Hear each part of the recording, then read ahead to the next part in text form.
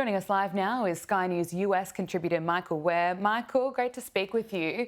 This has just been a horror week, really, in the US for gun violence, especially that story about a 6-year-old girl being shot. I suppose the question is, how is this still happening? Well, there's so many reasons for that, and yet so many questions that go unanswered. I mean, we often hear about the mass shootings, and there's already been 165 mass shootings in the United States this year alone. That's almost 1.5 a day.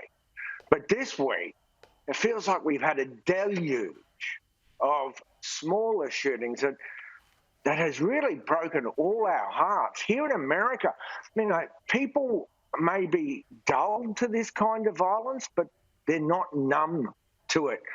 This is a country where there's more guns than people.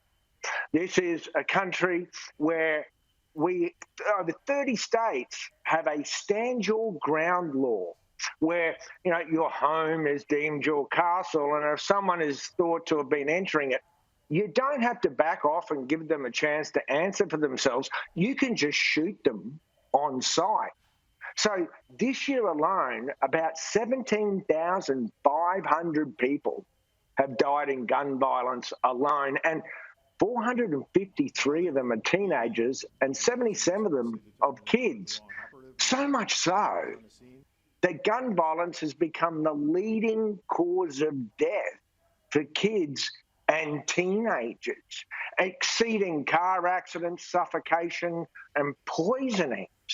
So, and take a look at this week. There was a mass shooting on the weekend at a sweet 16 birthday party. 4 dead, about 16 or 18 wounded.